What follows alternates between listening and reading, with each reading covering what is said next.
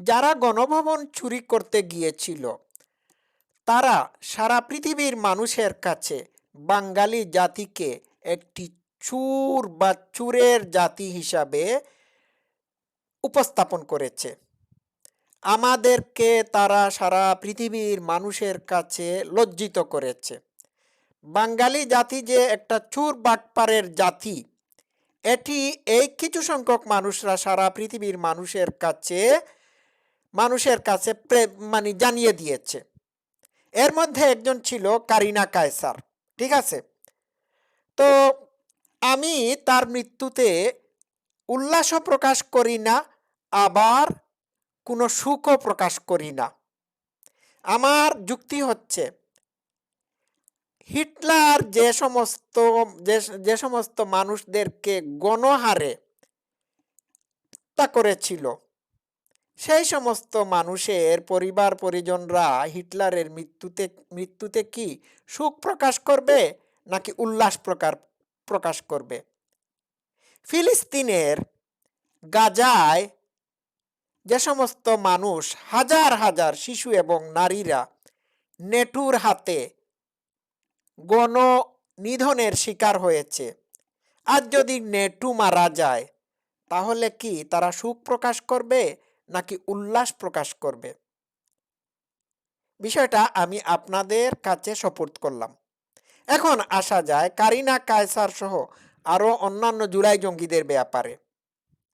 এই জুলাই জঙ্গিদের কারণে দেশের হাজার হাজার আওয়ামী লীগের নেতাকর্মী এবং হিন্দু সম্প্রদায়ের মানুষরা গুম, হত্যা, রাহাজানি, ধর্ষণের শিকার হয়েছে। এখন কোনো জুলাই জঙ্গি যদি মারা যায় তাহলে এই নিহত পরিবারের মানুষরা বা সমর্থকরা কি সুখ প্রকাশ করবে? কারিনা কায়সার গণভবনে চুরি করতে গিয়ে এটি প্রমাণ করে দিয়েছে যে এই চুরিতে বাংলাদেশের তথাকথিত আলোকিত সুশীল মানুষের পরিবার পরিজনরাও জড়িত ছিল এবং তারা এখানে গিয়েও ছিল। অনেক ডাক্তার ইঞ্জিনিয়াররাও এই চুরিতে সামিল হয়েছিল। ছি, লজ্জায় মাথা হয়ে যায়।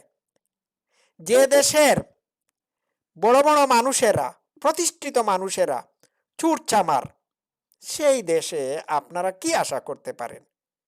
কারিনা কায়সারের মা কি বলছে একটু শোনা যাক। আর কথা বাড়াবো না, আমি বকবক করবো না। Let's play. আমরা কোনোদিনই গণভবনে যাই নাই, আমি ওর বাবা কেউ গণভবনে যাই নাই। আমরা জুলাই যোদ্ধা না, আমরা মানব যোদ্ধা। আচ্ছা, উনি এখন বলেছেন উনি এখন জুলাই যোদ্ধা না, উনি মানুষ যোদ্ধা। তো জুলাই যোদ্ধা না মানুষ যোদ্ধা, এখন জুলাই যুদ্ধাটা এখন তাদের কাছে একটি লজ্জার ব্যাপার, যখন সারা দেশের নেটিজেনরা, আবাল বৃদ্ধ বনিতারা কারিনা কায়সারের মৃত্যুতে তারা উল্লাস প্রকাশ করতেছে, তখন কারিনা কায়সারের পরিবারের মানুষরা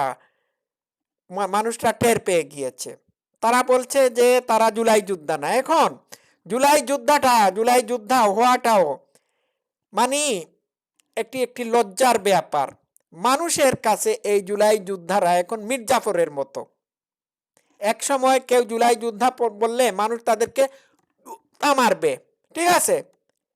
এখন কারিনা কায়সারের মা বুঝতে পেরেছেন যে গণভবনে চুরি করতে গিয়ে জুলাই যোদ্ধা সাজাটা কতটুকু লজ্জার ছিল।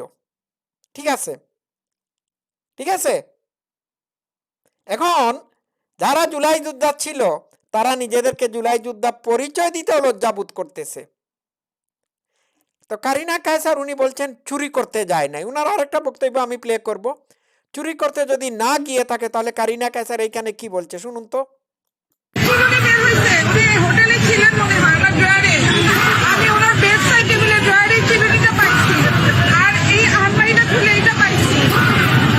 আলমারি খুলে এইটা পাইছে, এটা কি চুরি না? উনারা গণভবনে চুরি করতে যান নাই, তাহলে তার মেয়েকে কেন পাঠাইছিলেন ড্রয়ার খুলে চুরি করে জিনিসপত্র নিয়ে আসার জন্য, এই ভ্যানিটি ব্যাগ নিয়ে আসার জন্য? আর শুনুন,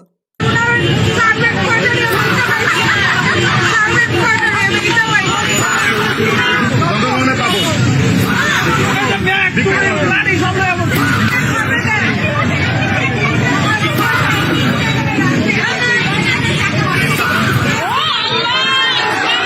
আমরা কোনোদিনই কোনোদিনই গণভবনে চুরি করতে যান নাই। তো মেয়ে তো স্বীকার করছে সে চুরি করেছে। চুর কায়সার হামিদ, রানী হামিদের ছেলে, বিশ্ববিখ্যাত দাবাড়ু রানী হামিদের ফ্যামিলির মানুষ যদি চুরি করতে যায়, তাহলে এই দেশের মানুষ কি কি এরা? মোল্লা মৌলবীরাও হাঁস মুরগি চুরি করেছে। তো এই মোল্লা মৌলবীদের ওয়াজ আপনারা শুনবেন? এরা তো চুর, বাটপার। আর এরা গণভবন চুরি করে গিয়ে শুধু চুরি করেই ক্ষান্ত হয় নাই, আর একটা বিশ্ব চুরকে, ইনুসকে, চুর বাটপারকে ক্ষমতায় বসিয়েছিল। তো গণভবনে চুরি করতে যান নাই, এই ব্যাপারে উনার একটা ব্যাখ্যা আছে। ব্যাখ্যাটা আমি আরেকটি ফুটেজ থেকে প্লে করে দেখাচ্ছি, দাঁড়ান। এই শুনুন, let's play the footage. North সাউথে পড়াই আমার কোনো দরকার নেই একটা ভাঙা ক্লিপ আমি গণভবনে ঠেলা ঠেলি করে চুরি করে নিয়ে আসবো। কন্ট্রোভার্সি আছে যে আমরা গণভবনে গেছিলাম চুরি করতে, তো গণভবনে আমরা আসলেই যাই নাই। যেদিন ইয়ে ছিল, ওই সেলিব্রেশন হচ্ছিল, তো আমাদের সামনে দিয়ে মানুষ অনেক যাচ্ছিল মিছিল করে, কারো হাতে হাঁস ছিল, মাছ ছিল, গাছ ছিল। আচ্ছা, কারো হাতে হাঁস ছিল, মাছ ছিল, আপনার মেয়ের হাতে বেনেটি ব্যাগ ছিল, সুটকেস ছিল, গলার চেইন ছিল।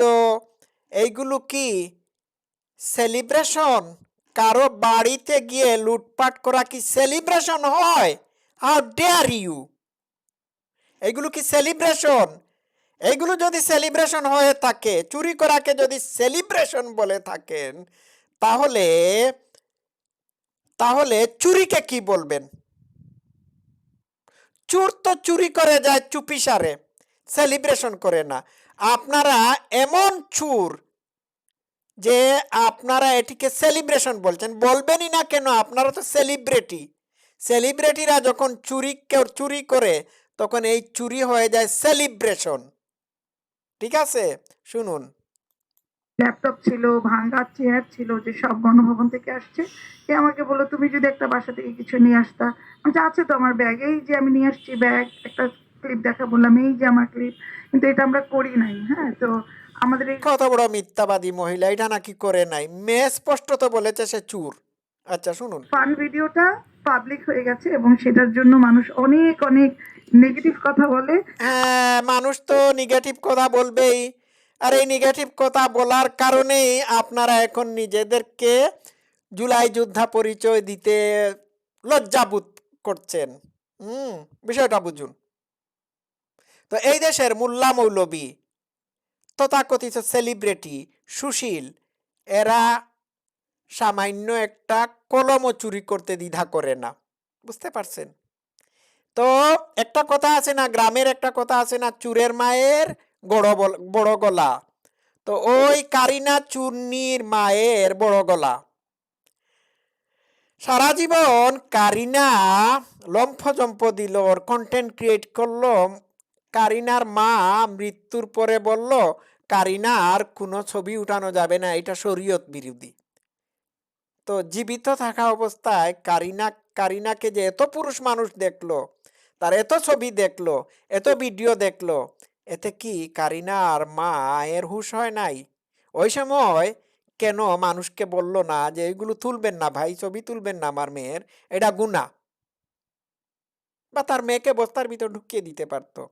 এই কারিনা কায়সার সম্পর্কে আমি আরেকটা তথ্য দিতে চাচ্ছি। সে সক্রিয়ভাবে ডলার খেকো জুলাই যোদ্ধা, অর্থাৎ আমেরিকার ডিপ স্টেটের এজেন্ট।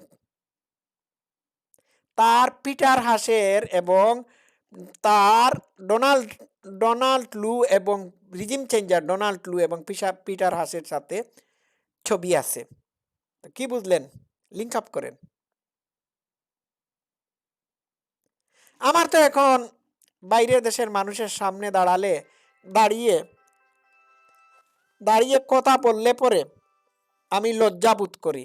আমার মনে হয় তারা বোধহয় গণভবনের চুরি তো অবশ্যই দেখেছে, তো আমাকেও বোধহয় ওই বাঙালি চুরদের মধ্যে অন্যতম একটা চুর মনে করতেছে। আমার এইরকম মনে হয়। দর্শক শ্রোতারা, আজকে এই পর্যন্ত আলোচনা করলাম। সবাই ভালো থাকবেন। Love you all.